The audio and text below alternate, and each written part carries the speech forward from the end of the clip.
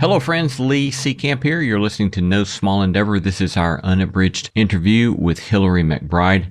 Hillary is a clinical psychologist in Canada, and she has a new book out entitled Holy Hurt: Understanding Spiritual Trauma and the Process of Healing, which I have found to be an immensely helpful book, which I highly recommend if you think it might be of help to you. I think one of the reasons that this sort of work is so compelling to me and important to me is that many years ago when my wife and I were young marrieds and I was a young graduate student in theology working on my PhD, we had an extended family member who was headed into rehab. And Laura and I knew nothing those days of the dynamics of addiction or family dynamics or codependency. So a therapist who knew a lot about addiction offered to sit with us and just kind of give us a crash course on these matters. And she knew that I was a graduate student in theology. And so at the end of the session, she looked me in the eye and she said, "Now I have something to say to you." And she said, "Bad theology messes up people's lives." And I've carried that with me closely through all these decades, trying to remember that often in my work. At a minimum, first, do no harm, and then seek to point people in the direction of a theology that is life-giving, that's true and good and beautiful. But first, do no harm. I know, unfortunately, that I have not always kept that first rule of first doing no harm, but nonetheless, I've sought to remember that wisdom that I was given and to point to some life-giving alternative. So again, I find this interview with Hillary just really compelling and a really helpful book. I hope you find it helpful as well. Hillary McBride is a clinical psychologist, researcher, speaker, and author whose work centers at the intersection of spirituality, trauma, embodiment, and mental health. She hosts the Holy Hurt podcast on spiritual trauma, and today we're discussing her book, Holy Hurt: Understanding Spiritual Trauma and the Process of Healing. Welcome, Hillary. Thank you for having me. Delighted to have you with us and looking forward to the conversation. Grateful to have you with us. I wonder if we could start with your working definition of trauma, and then a working definition of spiritual trauma. Oh, I'm so glad you asked. Yes. I would say my working definition of trauma is a borrowed one. So it's one that we often use in the trauma community of too much, too fast, too soon, mixed with not enough of the right stuff that we need in order to be connected, to feel safe, to manage what life throws at us. So it's both the really big things that overwhelm us, that are scary and terrifying and awful, the commissions, and then the absence of what we needed, what was important for us, the good things we didn't get, as Gabor Mate said, so the omissions. And usually what that means is there's a kind of shattering, or we get overwhelmed. There's something too much about what happens, even the absence, that overwhelms our capacity to cope. So a trauma is not necessarily any given experience or kind of experience, as it is some experience or omission, as you said. But in this case, an experience in which there's a lack of something else in order to process that. Is that one way to think about it? Mostly. And there's even like another kind of way of looking at it, which is trauma is what happens inside of us because of what happened to us. So it's less about the events and more about which events occurred that created this kind of reaction inside of us. Yeah. So it's like this mix. I mean, philosopher Michelle Panchuk says that the word trauma is multiply ambiguous because it means all the different things. And we're like, what is it mean? Yeah. But something about something that happened or didn't happen, and then nervous system response on the other side of it. So then spiritual trauma, how would you define that? Oh, yes. Well, if we think about trauma, like one of the words I didn't use, but there's the word trauma originally means wound, that there is something that we could even say is like a kind of shattering of sorts to the psyche, to the soul, to the sense of what it means to be human in the world. And so if we're looking at spiritual trauma, it's a way of saying that there's something that's happened in our lives that has fractured something, that has overwhelmed us in terms of our inability to cope, and has change to the way that we orient to the world. There's an injury or a wound of a significant nature to our spiritual self. Sometimes that comes through overtly religious or spiritual contexts, like when there's a religious leader or figure or behavior or doctrine or place. And other times, because of what has already been embedded inside of us, related to worldview and our assumptions about who God is and where God is and why bad things or good things happen, it may be that a trauma feels like a spiritual trauma. A trauma of any kind feels like it's spiritual trauma because of the meaning-making framework that we've been given. So maybe it's a kind of trauma that has an impact on our religious or spiritual beliefs and ruptures them in some way.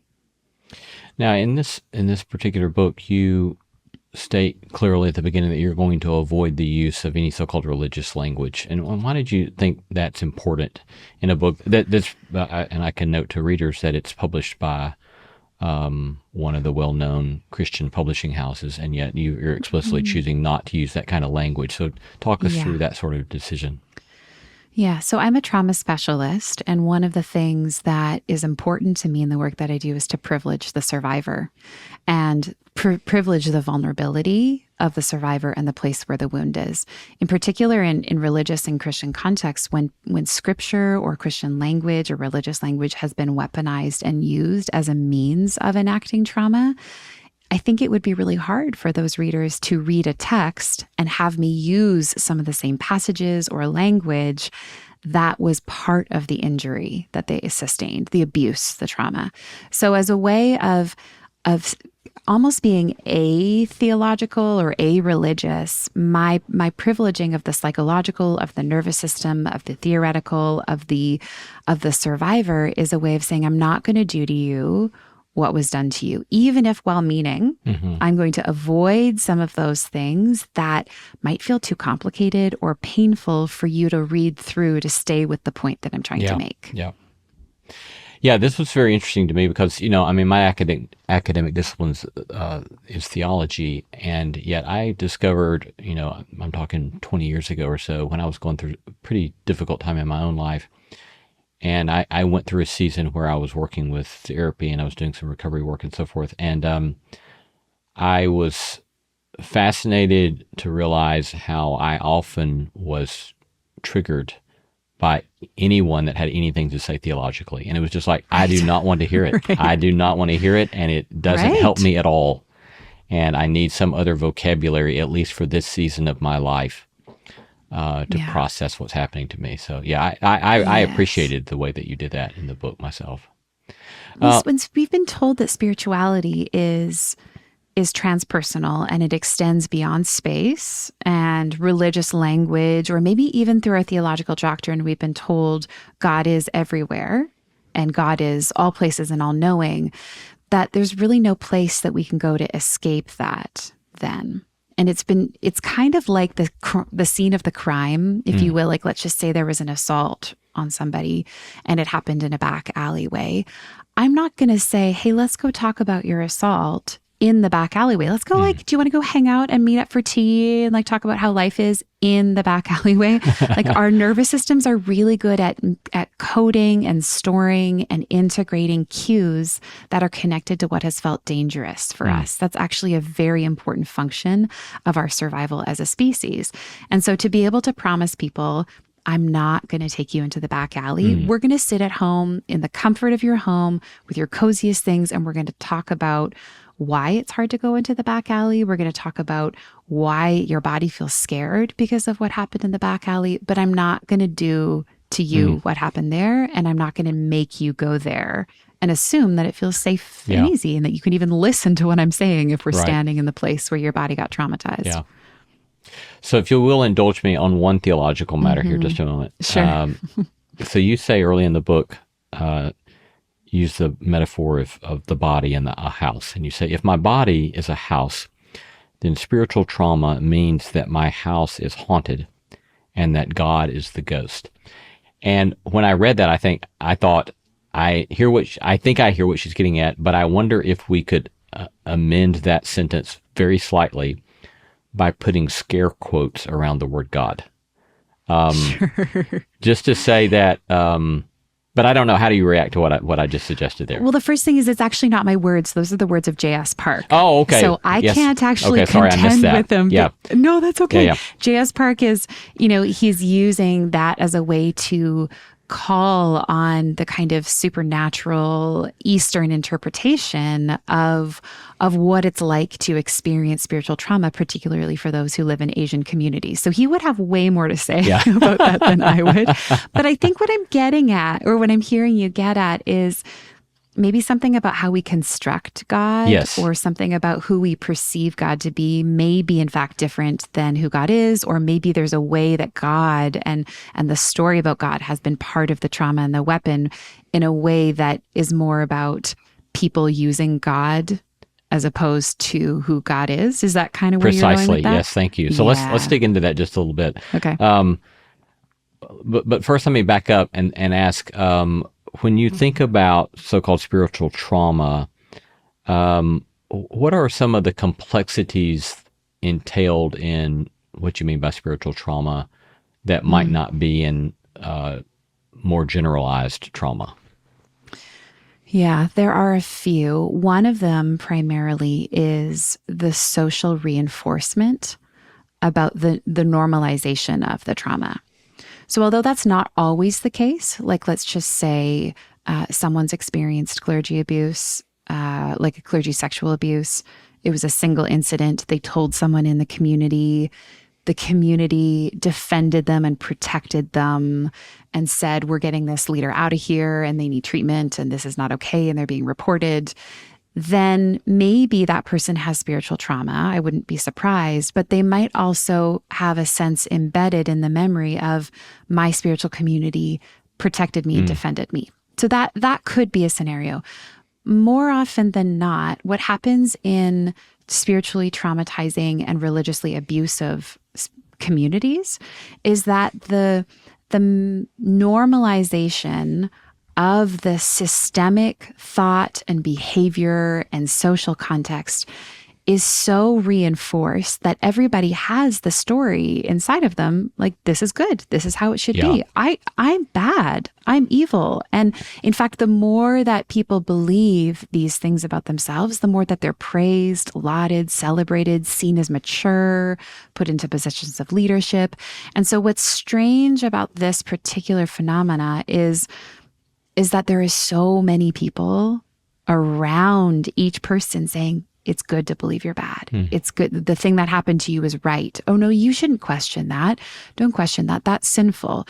So it kind of, one, it suppresses any other way of thinking about things, but it keeps people in positions of powerlessness to change or to know or to think differently about what's happened versus, maybe a context, like I said, where one bad thing happens and people go, that was wrong. That shouldn't have happened.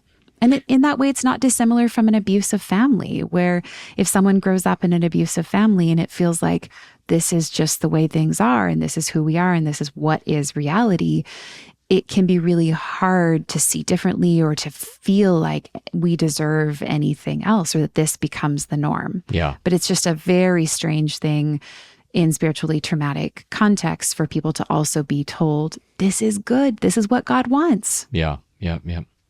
When you think about symptoms, you're working with a patient, what kind of symptoms are going to indicate to you, okay, there may be something here, some sort of experience of spiritual trauma? What's going to tip you off that you pay attention to that? Yeah. Well, one, experiences people describe of being in high control, high demand environments. So what they describe as being normal about the spiritual and social context that they grew up in. Another thing would be probably nervous system response. So are people chronically dissociated and have like no contact with any body sensation, no awareness of their body, really hard for them to feel emotion. Things like chronic and complex shame, a fundamental belief of their own badness and the rightness of mistrusting in themselves, and a sense of really not even knowing who they are or what they want. Things like spiritual bypassing, I would see, where... Spiritual bypassing? It's a term coined by John Wellwood in the 1980s. He was primarily talking about it in Buddhist contexts initially, and then kind of broaden the definition to look at it in other spiritual contexts. The idea is that people use spiritual practices or doctrine or behaviors to get away from uncomfortable feelings, that they get away from what's inside. So instead of feeling the sadness, I pray the prayer, I do the compulsion, I just dissociate. I say, it doesn't matter, I'm not attached. So there's lots of different ways that it could look, but it's a pretty good tip off for me that this has been a very well-worn pattern in a person's past, when as soon as I ask them to feel something that's kind of uncomfortable, they move right away to a verse, a prayer, a practice, a statement. Well, to God be the glory.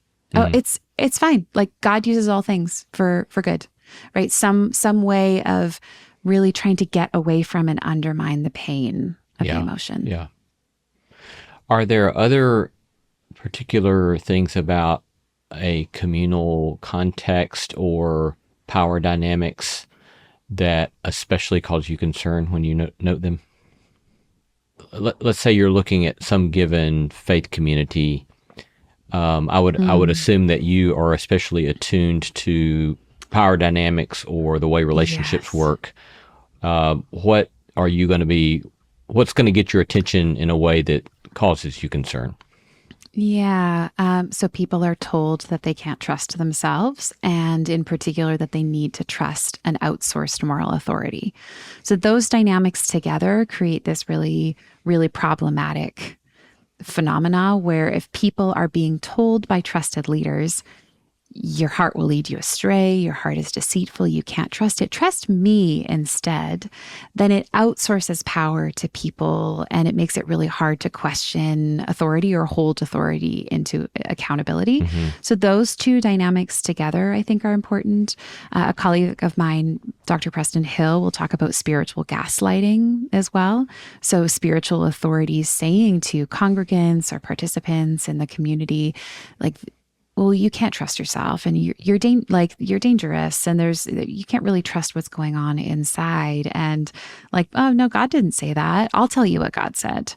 So if we're making people question their own lived experience and their own experience of their spirituality, and using a position of authority or power to grab power away from people. Yeah. So, I can imagine somebody listening and wondering this. So on the one hand, it seems obvious that sort of dynamic that you described, the spiritual outsourcing to a moral authority, and then that the leader says, "I'm going to be that authority," right? You can't trust yourself, but you can trust me. That obviously is a mechanism that so quickly can become abusive or overstep its bounds.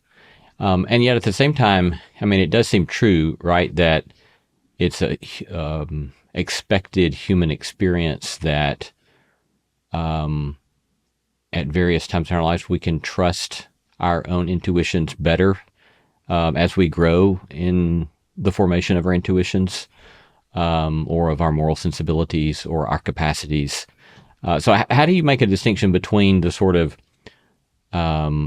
and I don't have the language that I'm looking for, but it seems like there's a legitimate place for let's say a healthy parent to tell a child, yeah, I know that you want to do that, but that can be destructive to you. So when your head's telling you, your heart's telling you, this is really, really, really what you want to do, I want to tell you, my one I love, that could destroy you. Where's the distinction between that sort of exercise of love and the sort of destructive outsourcing of moral authority that you described there? Yeah, there's a few really significant key differences. One, when you are in this hypothetical, this thought experiment, say as a parent saying to a child, I know you love this. What you're not saying is, and what you love is bad.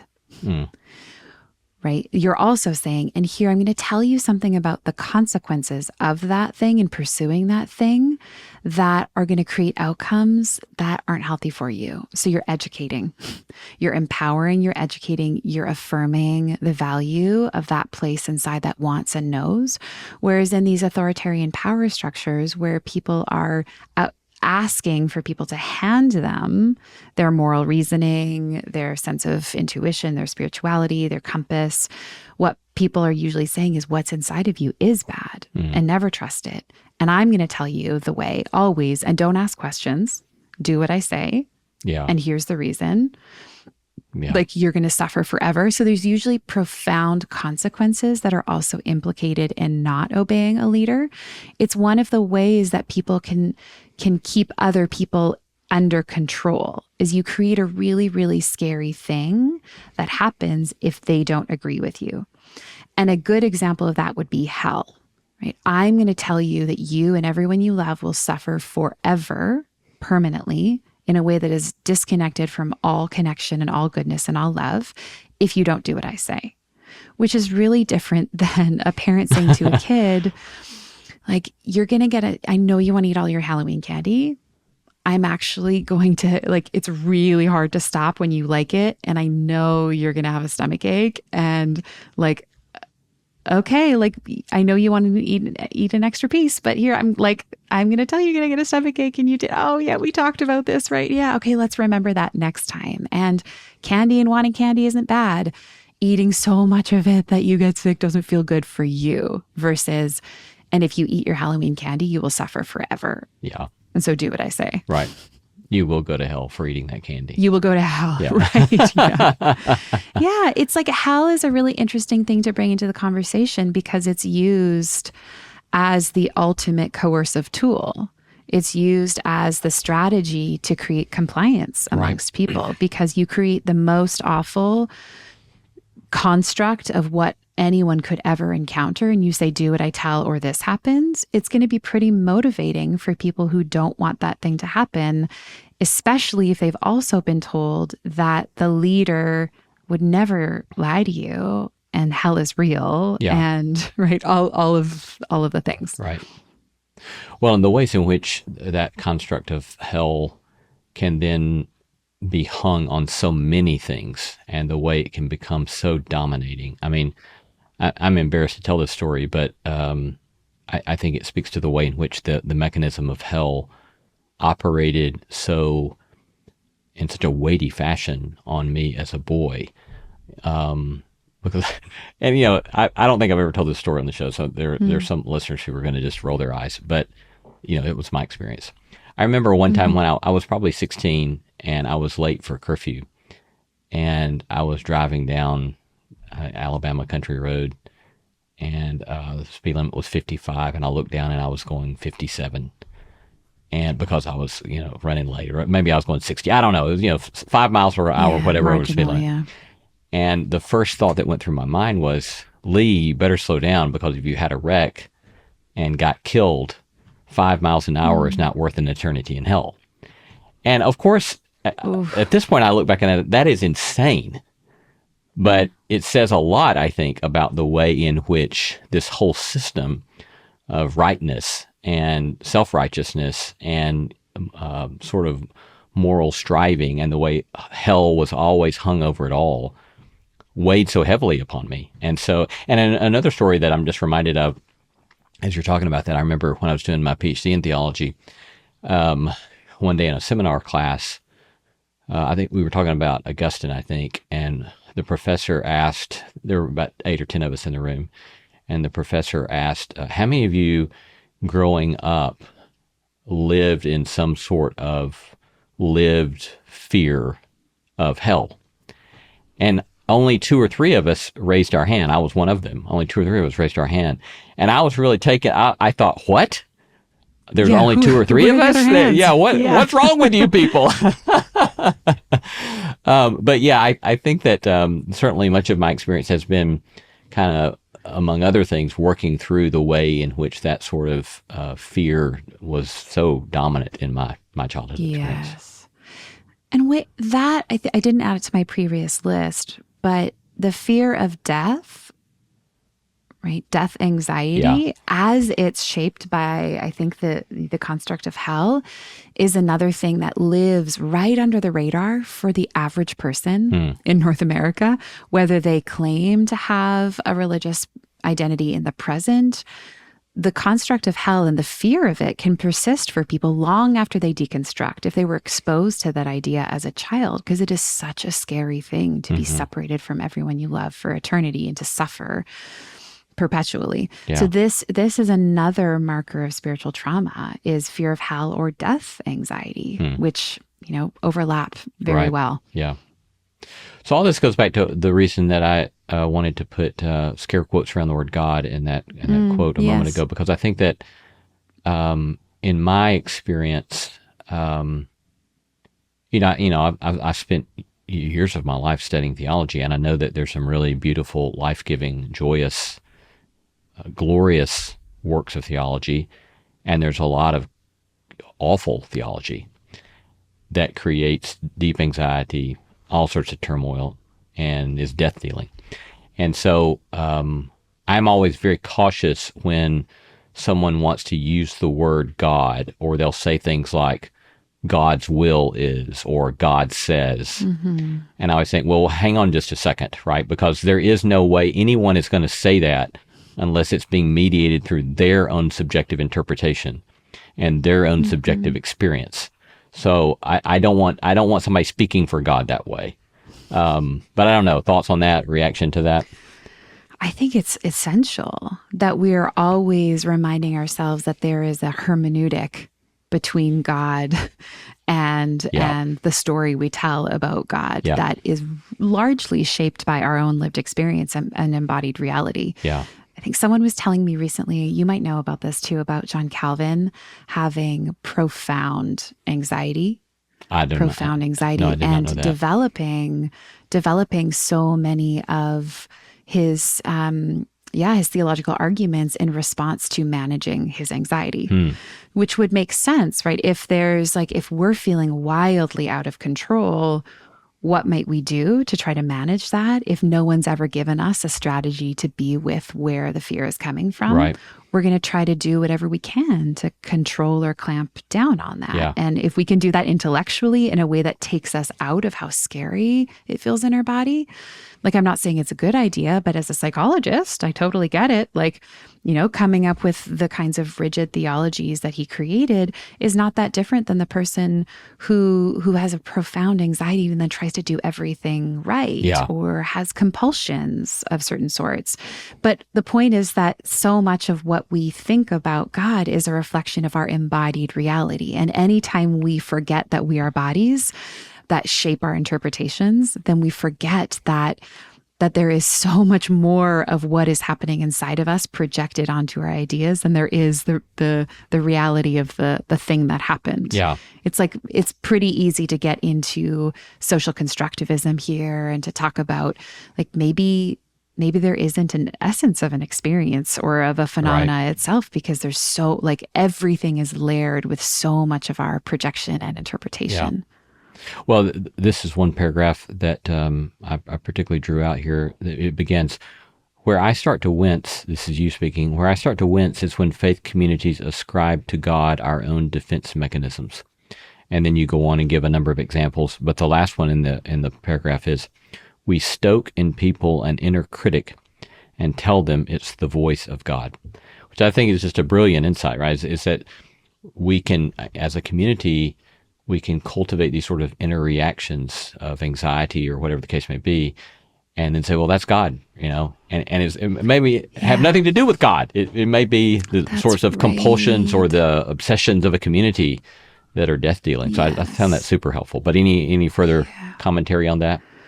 Oh, just that it's so powerful to be able to pull those apart and realize that there is a voice inside that we have been handed by our community about how we should talk to ourselves. Maybe it's the critic, maybe it's guilt, maybe it's shame, maybe it's fear and anxiety.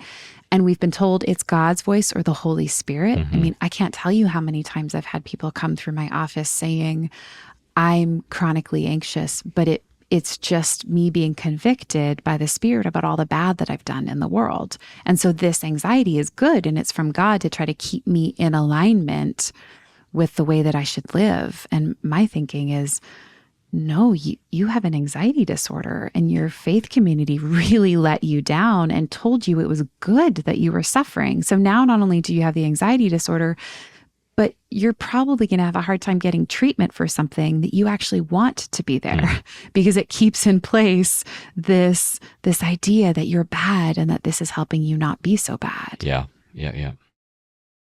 You describe spirituality as our innate longing for connection. So how do you see trauma as cutting us off from that? Yeah, I think that trauma inherently fragments. It pulls apart, it injures, right? It separates the things that are intrinsically designed to be connected. Mind and body, me and you, us and the earth, a sense of our interconnectedness as a species or with all living things. Trauma, it makes it really, really hard to be connected because our system gets so overwhelmed that ability to feel safe in the world and like we belong is usually one of the first things that goes, except if we have people step in and intervene in a way that takes on the role of connecting to us on our behalf. But trauma is, it just fragments apart these connections. Again, mind and body, me and you, and it can be a really powerful thing to begin to connect into mind and body, me and you on the other side of trauma recovery or trauma mending, because I think it begins to restore our felt sense of connectedness that gets robbed from us in the experiences that have us feel very unsafe and alone. So what you began to kind of allude to this early in the conversation, but what in your mind means that some given experience is trauma for one and not trauma for another?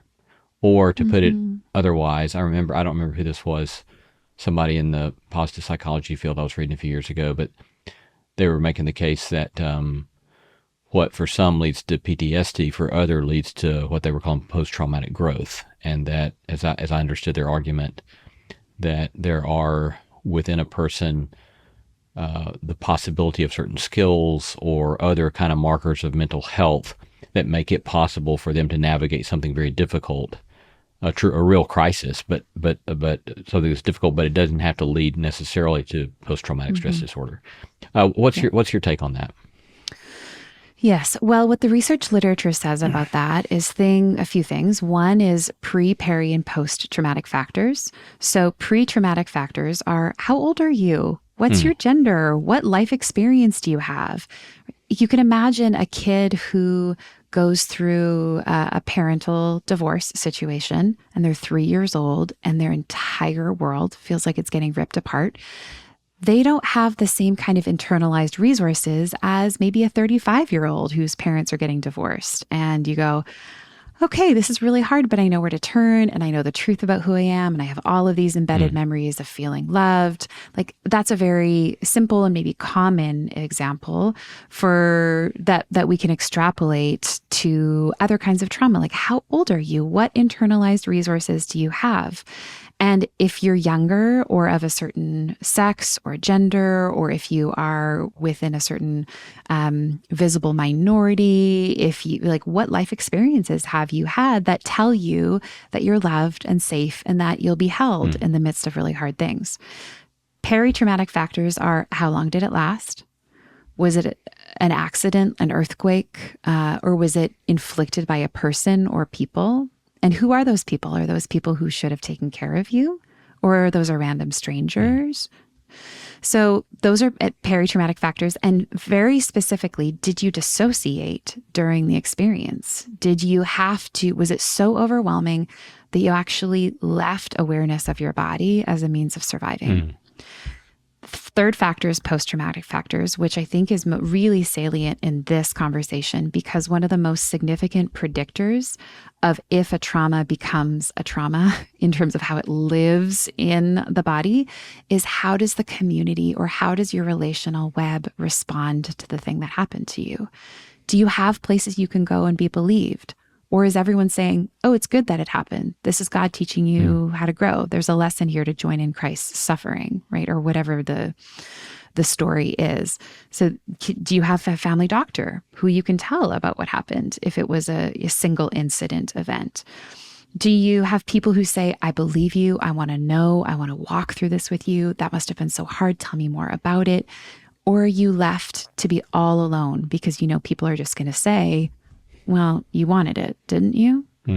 So we have the pre, peri, and post-traumatic factors. And what we know is that if people have better resources ahead of time, if the trauma is more accidental, there's no dissociation, right? It's not active or long-lasting. It wasn't happening at the hands of people who hurt you.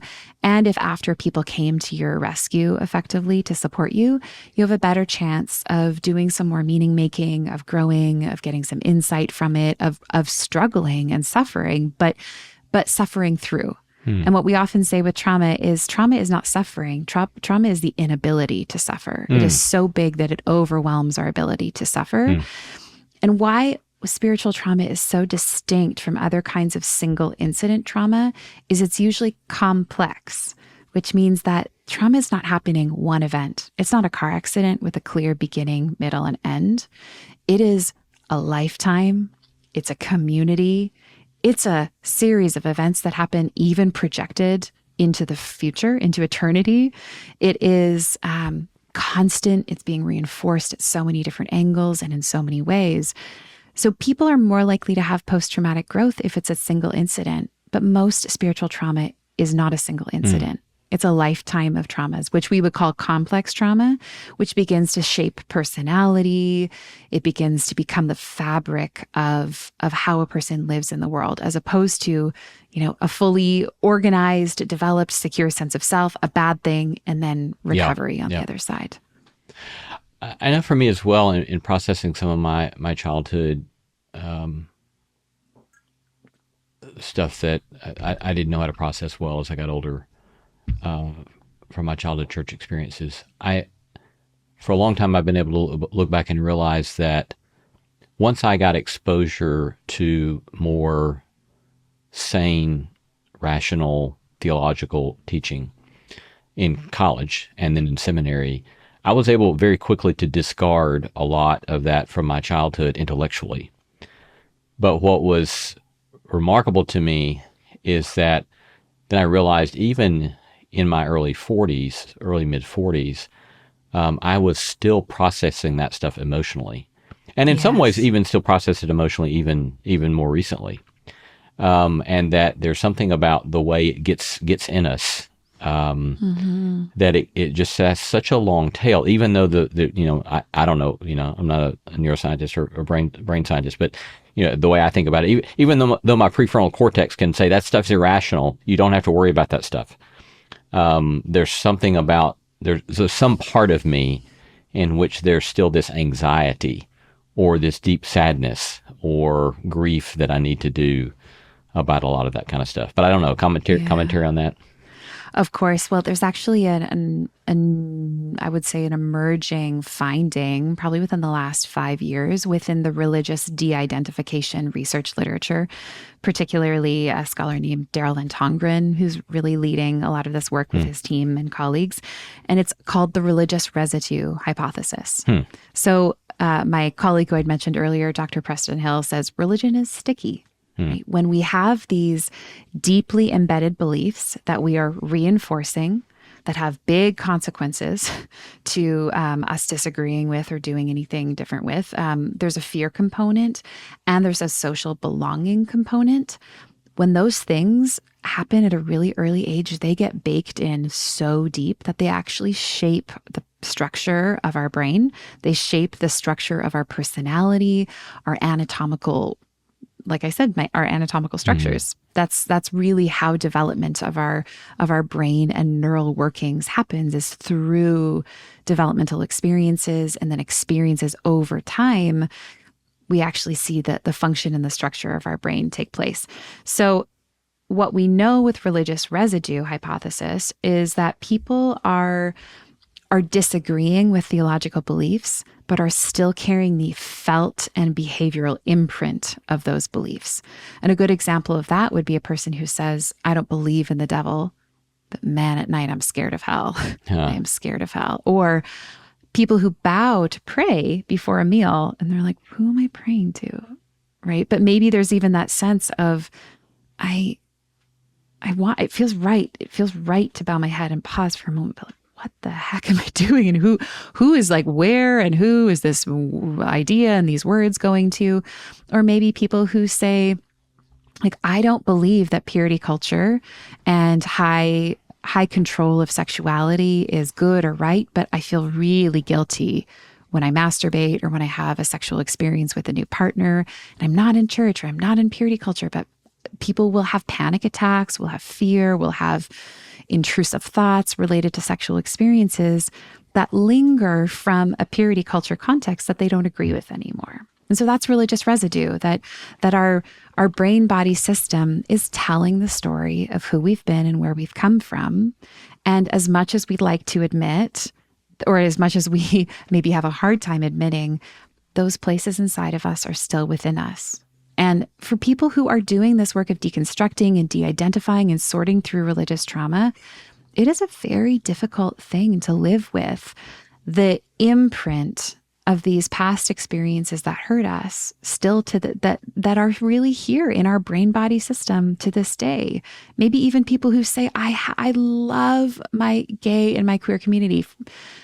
I still have this weird internalized homophobia, and it's so bizarre, and I want to get rid of it, and I hate it. I hate this inside of myself, but it's still here.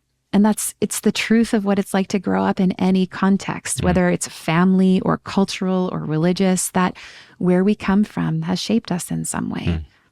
And we have to learn to be in relationship with those parts of us so that we don't try to reject ourselves in a way that reenacts the exclusionary beliefs and practices of the communities we came from. Yeah.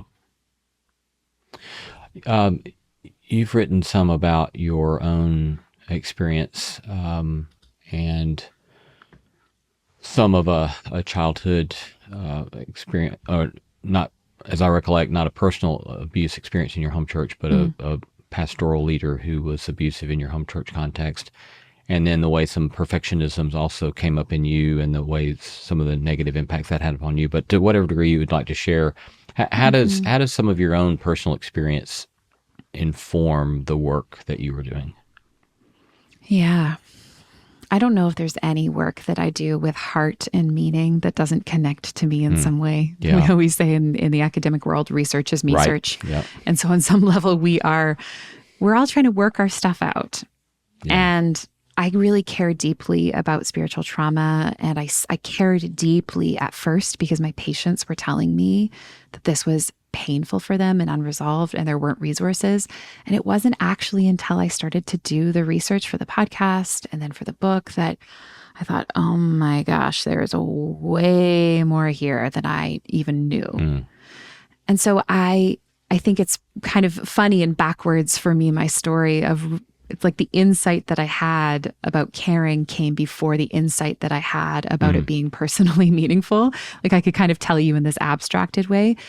But let me tell you, I had a book. The podcast was due to the producer, the material that I was creating, probably 7 months before I actually got it done, because I got so deep into my own processing of this that I couldn't work on it.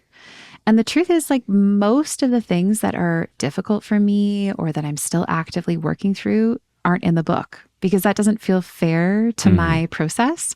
So I wrote about things that feel like, oh, I can talk about those from a healthy distance now. But the truth is, I think I'll be negotiating and excavating probably for the rest of my life, which I am now at peace with. Like the time that it takes to unravel and to develop. And I'm more concerned with learning to be in relationship with the parts of me that still feel stuck in that old way of thinking or being than I am about trying to rid myself of them. Yeah. But even just the other day, I mean, there's something actively happening in my life, which I won't share more details about, but has been excruciatingly painful for me.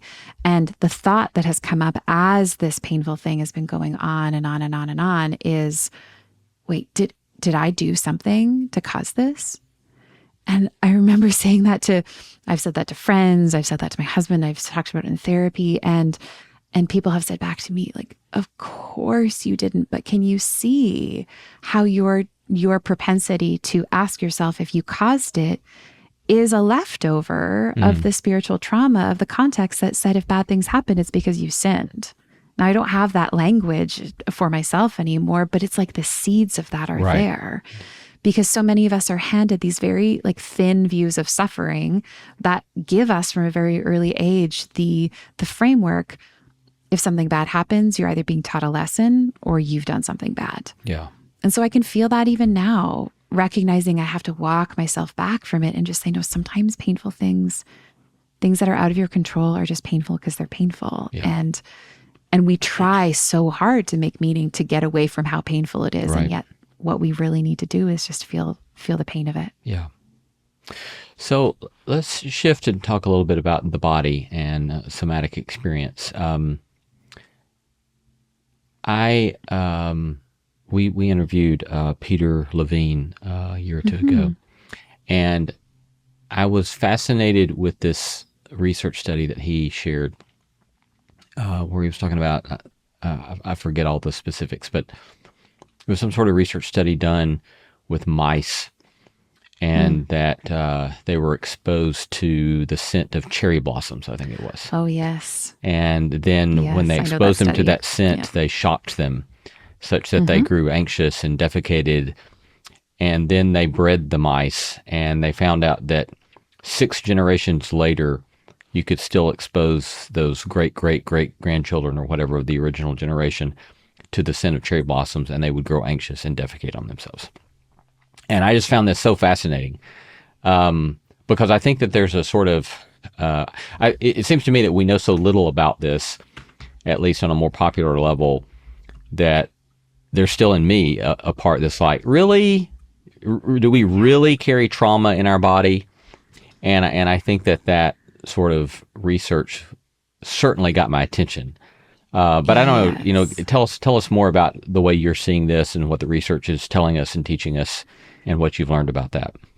Yeah. Well, this is a really well-known study for people who are interested in reading about it. So Diaz and Resler are the authors. It's a 2014 publication, and it's been essential for us to understand epigenetics, epigenetic trauma, the way that memory is passed down through bodies in unconscious ways, even without language, even without storytelling.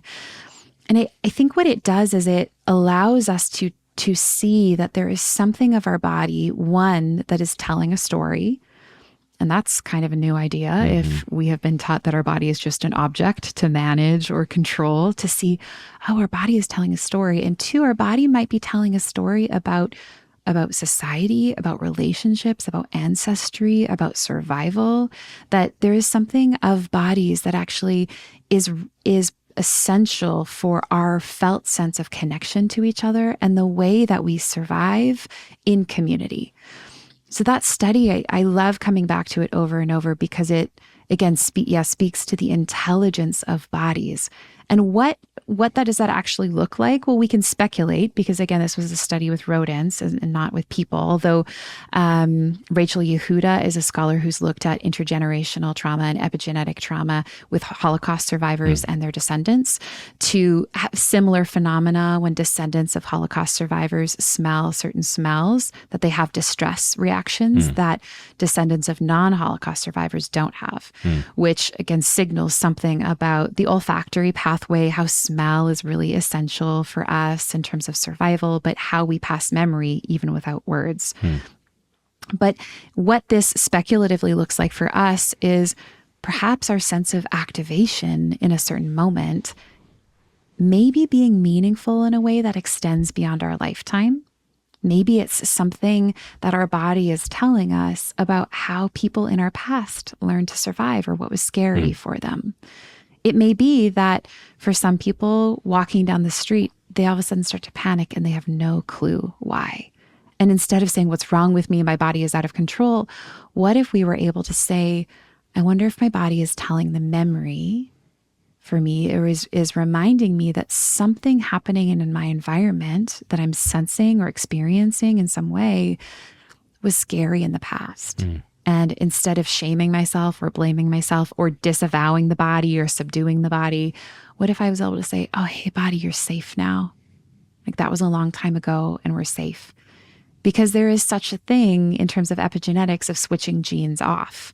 There is such a thing as us being able to say we can course correct as a species, which maybe, I mean, I don't know about mice consciousness, but maybe not something that mice are able to do. Like maybe they lick each other to calm each other down or things like that. But there's a possibility for us to say, okay, body, like here we are, we're safe, whatever this is from, we got through. And that could be because of cues that we have nothing to do with, like no awareness of. All of a sudden we're panicking and we don't know why. Or things like we walk by a church, we see some really activating language, our body gets all stirred up, and we get to say to ourselves, hey, you made it out. And nobody's going to make you believe that. And you're safe now. Yeah. You, early in your book, you kind of expand a vision for thinking about spiritual trauma beyond just church abuse, including things like colonization or racialized violence justified by religion. But I don't know, any other kind of comments about the way our learning about trauma can help us pay attention to these larger systemic realities in ways that we ought to be paying attention to them? It's kind of my favorite thing to talk about related to this right now, because it feels like it's pushing us. I'm ready for us to push ourselves to a new edge with the conversation of spiritual trauma. When people will say to me, "What? Oh gosh, everyone is talking about spiritual trauma these days. Like, or where is this coming from? Or how come all of a sudden out of nowhere, there are so many people talking about this?"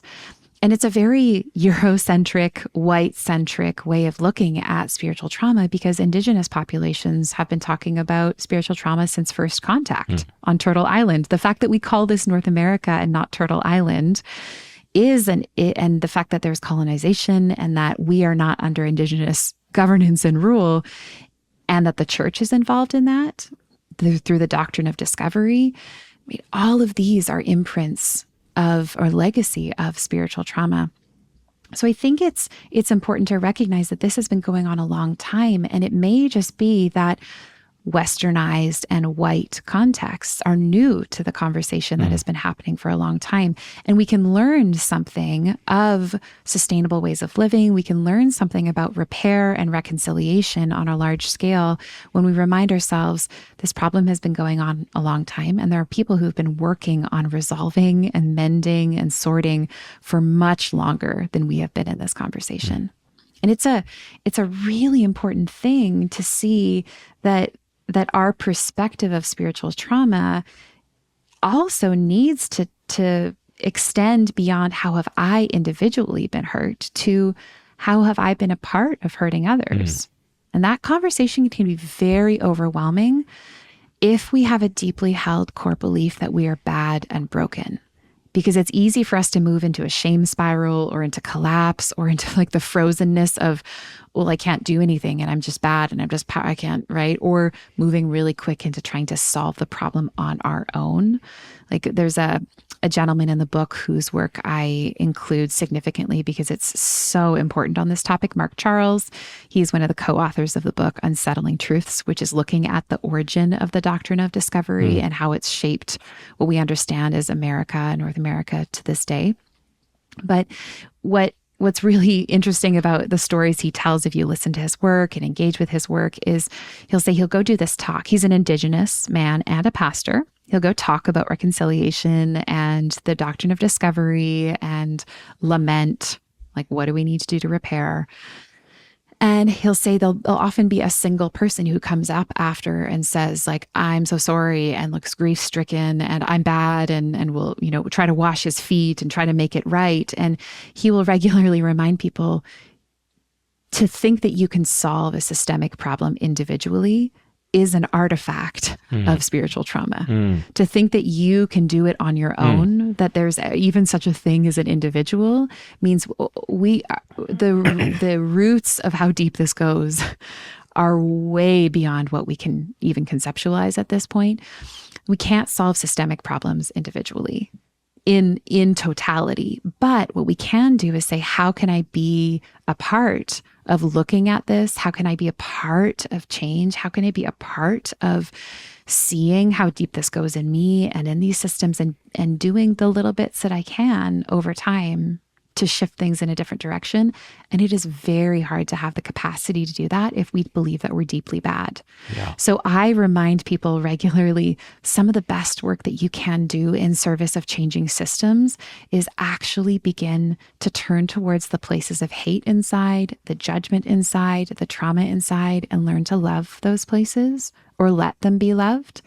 And it's when we do that and we can begin to trust that we are secure, that we are lovable, that we can be good people who have done bad or harmful things, then we're less threatened when we start to look towards our role in harming others.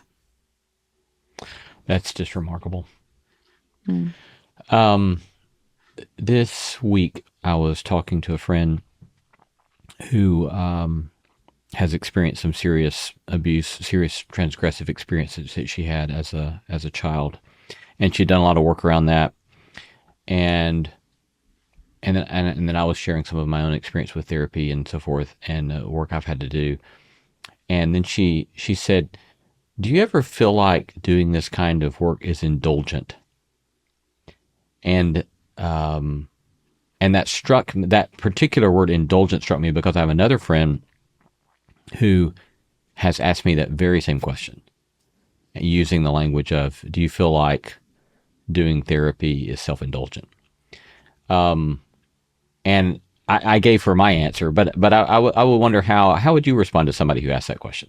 A couple different options. One, I'm probably going to respond differently if it's a patient and I know their history and, I know what's going on. But when I hear you say that, my first thought is, in family systems where childhood abuse happened and wasn't known about and supported, or people tried to talk about it and weren't believed or protected, it's not unusual for there to be a belief that goes along with that says it's indulgent to make room for my own experience. And it may be that belief is an artifact of the family or the abuse, as opposed to a reflection of the therapeutic process.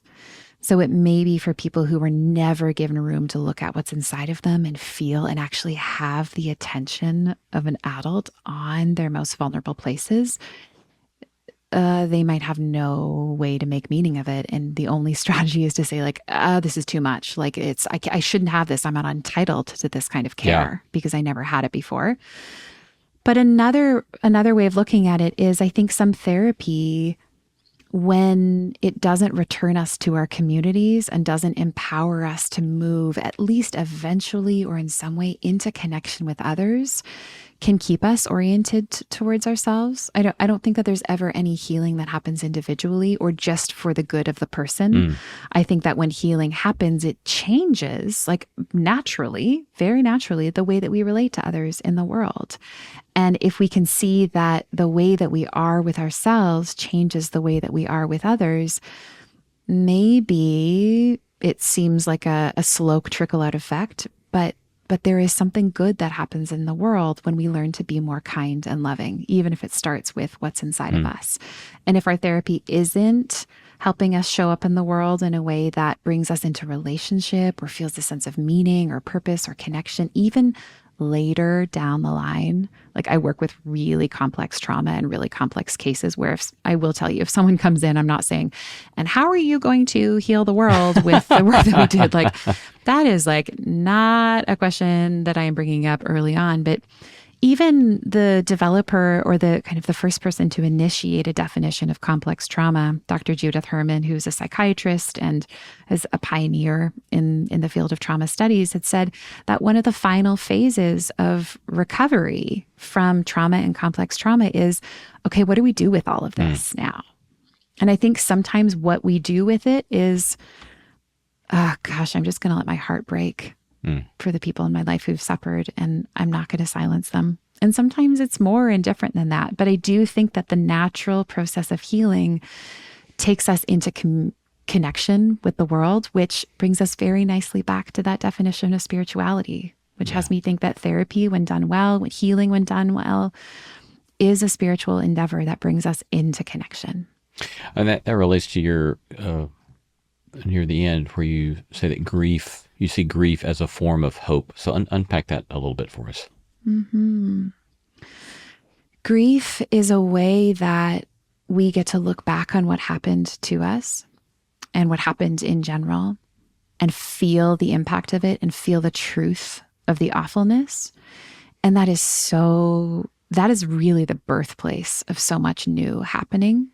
To be able to get to the other side of something and to look back and feel for ourselves or for the world what was necessary at the time, but we didn't get. One, it signals that we are really witnessing and honoring the wound in a way that too, we can only do when we're through it enough. You can't grieve in the middle of something overwhelming.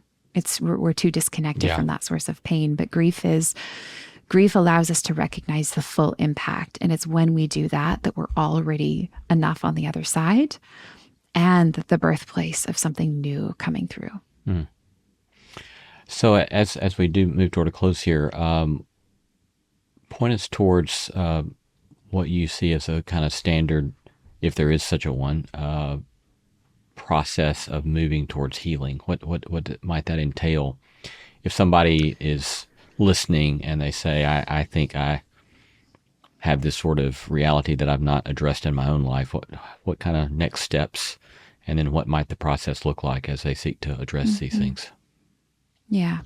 I'm such a phenomenologist that I don't know if there's one specific way. I think each of us need to have our own way. And it's when we have been prescribed one way. I mean, hear the language. It's so on the nose. The way. Yeah. Here's the way, the truth, and the path to healing. As if I, alter the word slightly, be leery of that. But what we can say is there are a few things that we know are helpful for people, like making space to be with the pain, learning some of the skills that were packed away when we had to suppress ourselves, like learning to say no, learning to feel our feelings, learning to have boundaries, learning to feel like, oh, I don't have to rescue everybody. I don't have to be codependent with every person on the planet. Otherwise, they suffer forever. Like, oh, I can actually care for myself and, to the best of my ability, the people around me. And grief is really important. Feeling connection to the body is really important. And usually meaning making and finding a new way of engaging with spirituality so that we can feel satisfied, fulfilled, held, connected as we begin to look back at the pain. But sometimes it's very important to go back right into the memories, into the scenes, into the feelings of what happened to us and the damage that it did. But we can only really do that when we have enough of a sense of stability and connection in relationship, community, and therapy to feel like that's not gonna totally overwhelm us.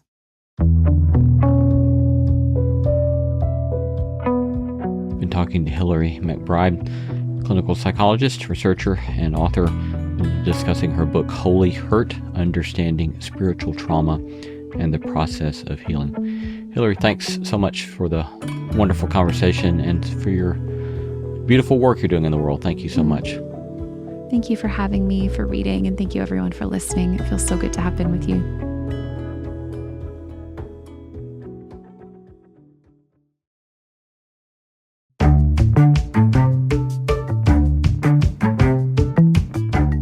Our thanks to all the stellar team that makes this show possible. Christy Bragg, Jacob Lewis, Carrie Harmon, Jason Cheesley, Sophie Byard, Kate Hayes, Mary Evelyn Brown, and Audrey Griffith. Our theme song was composed by Tim Lauer. Thanks for listening, and let's keep exploring what it means to live a good life together. No Small Endeavor is a production of Tokens Media, LLC, and Great Feeling Studio.